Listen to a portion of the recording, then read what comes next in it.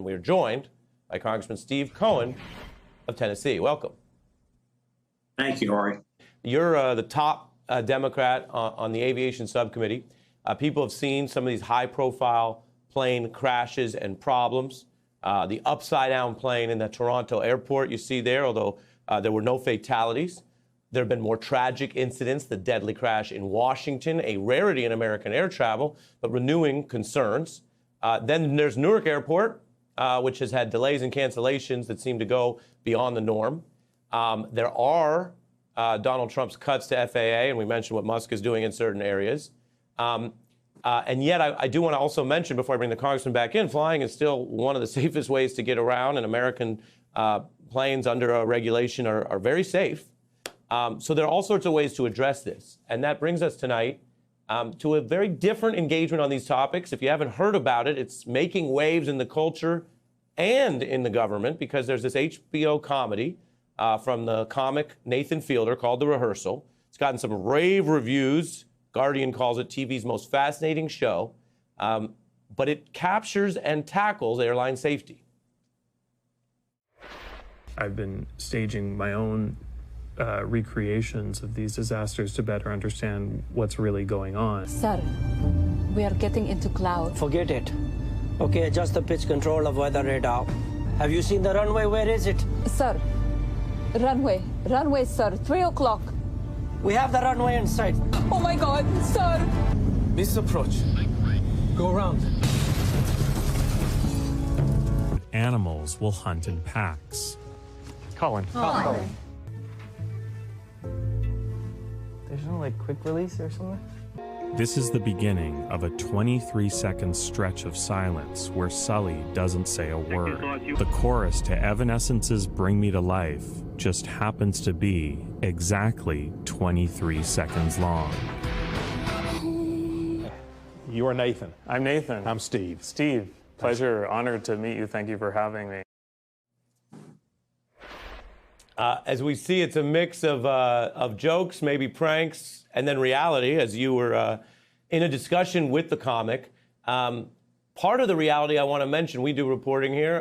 We asked HBO, and the company confirms, they're saying on their good faith that Mr. Fielder did ultimately pilot a 737 by the finale.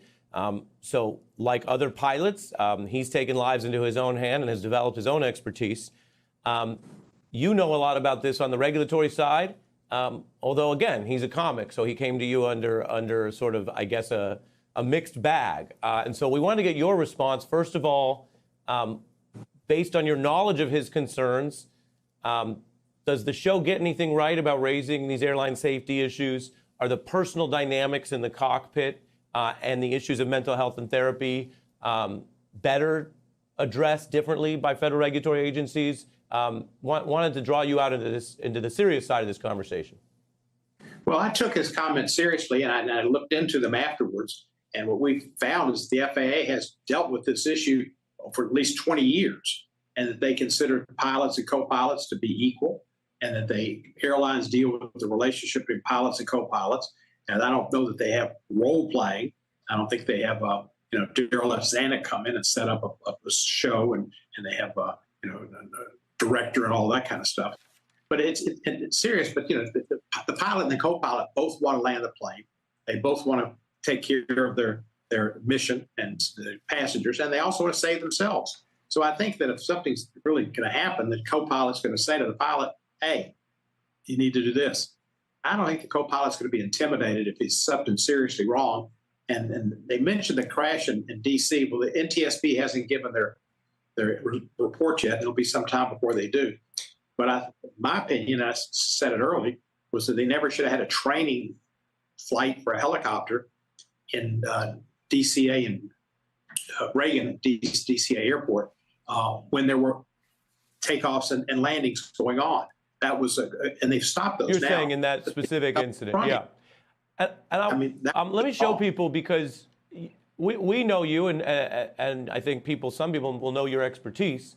But in the HBO show, it was this sort of funhouse mix. So I want to show where they did a dry run, what they call a rehearsal, an impersonation of if he testified. So for news viewers, this didn't happen, but they got someone playing Cohen and they got Fielder. Take a look.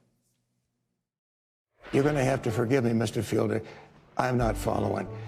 You're saying you want pilots to kiss each other?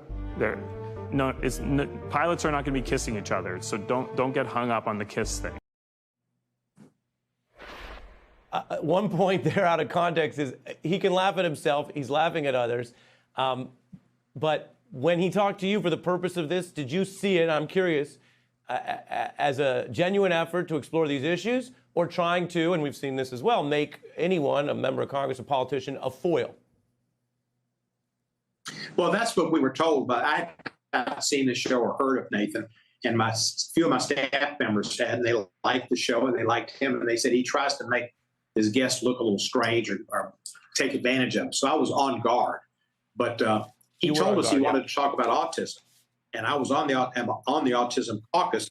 And so we thought it related. And we have the EVAC Act, which is getting people off planes within a reasonable period of time, which is 90 seconds if there's a crash. And we don't think that the tests that have been done by the FAA have been sufficient because they haven't had a cast of people that were representative of what you have on an airplane. Nobody over 16, nobody under 16, no dogs, no pets, no children, no wheelchairs, nothing like that. So we thought he was going to talk to us about people with autism, the difficulty they'd have in a crash. But he never brought that up. Yeah, and he said today, actually, on CNN, that he wanted to point out similarities between what he calls autism masking and what's happening with pilots in the cockpit.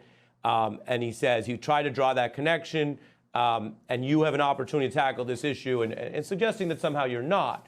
Do you think that you are in a real debate with him here, or do you think it was a bait and switch that they used the autism reference to get the meeting, and you didn't feel he really then talked about the plane safety? No, he didn't talk about the plane safety. He didn't talk about the EVAC Act, which he said he was going to. And it was a bait and switch.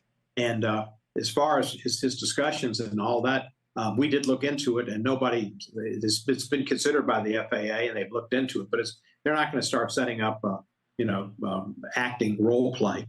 And I think Nathan, God bless him. I hope he wins an Emmy.